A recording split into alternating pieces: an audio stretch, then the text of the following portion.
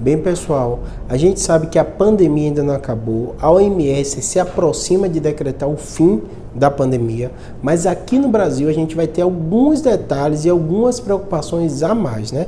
E uma das preocupações muito relevantes que eu tenho alertado para vocês é a questão de sequelas crônicas de Covid.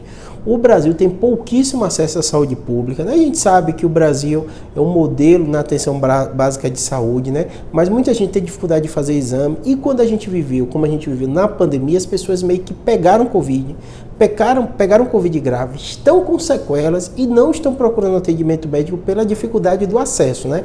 Aqui nos comentários, o que mais eu vejo o comentário de vocês são as sequelas relacionadas à Covid, a gente chama de Covid longa, né? Pra vocês terem ideia, estão saindo do trabalho nos Estados Unidos, né? E o órgão de saúde da União Europeia anunciou que mais de 17 milhões de pessoas com sequelas de Covid, né? Sequelas crônicas de Covid, né?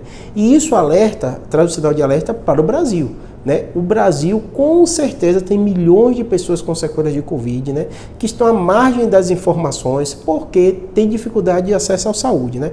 Aqui nos comentários não tem um dia que eu não receba dezenas de comentários de pessoas falando que estão com algum tipo de sequela de Covid, e eu vou falar para vocês as sequelas mais comuns para, se você identificar, procurar ajuda, porque muitas dessas sequelas não vão levar ninguém à morte, mas podem prejudicar muito a qualidade de vida, e muitas delas têm tratamento, né? Em primeiro lugar, que quanto mais grave a pessoa teve Covid, maior a chance dela ter algum tipo de sequela. Essa é uma informação muito importante, grave ela, por quê? Porque pode ser pessoas que têm algumas queixas dessas e que você lembra que ela teve sequela grave. Então, um dos fatores, né, mais associados a ter sequela é ter Covid grave. Lembrando, pessoas com Covid leve também podem ter sequela, e agora a gente vai falar os tipos de sequela, né? As mais importantes são sequelas neuropsiquiátricas. O que são sequelas neuropsiquiátricas? Né? Que envolve a parte de transtorno de ansiedade, transtorno depressivo, tontura, é uma queixa muito comum, dor de cabeça. Esses 4 sintomas são sintomas que a maioria dos trabalhos que investigam sintomas crônicos, eles vão estar em destaque, né? Lembrando que, em especial, quem teve comprometimento pulmonar mais relevante, é muito comum a dispneia, o cansaço, a dificuldade de respirar relacionada ao comprometimento pulmonar pela Covid.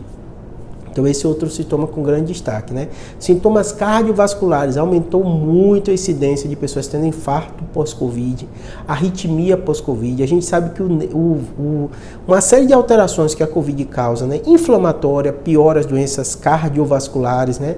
Também tem uma certa e muito trabalho mostrando as arritmias relacionadas também à Covid. Então você tem que ficar atento. Ah, Júlio, eu já tinha doença coronariana, tenho que ficar mais atento? Sim, tem que ficar mais atento, procurar o seu clínico geral. Se você tiver palpitação, falta de ar, qualquer queixa dessa pós-Covid, procure o seu médico da família, porque ele vai fazer exame, pode ter uma arritmia nova, pode ter piorado a obstrução coronariana, então tem que ficar atento sim a esses sintomas, né? Além disso, tem os sintomas, né, gerais, né, constitucionais, que a gente fala, né, o cansaço, né, a fadiga, muito paciente queixando disso, né, eu não estou legal, estou mais cansado para fazer qualquer coisa. A gente sabe que quem ficou em UTI, quem ficou grave, quem ficou entubado, tem uma série de neuropatias que são relacionadas a isso e também problemas musculares, né? Perde musculatura, não se alimenta bem, se tem desnutrição, pode ter problemas de vitaminas também, né? Queda, hipovitaminose relacionados à carência alimentar, uma série de coisas, tá bom?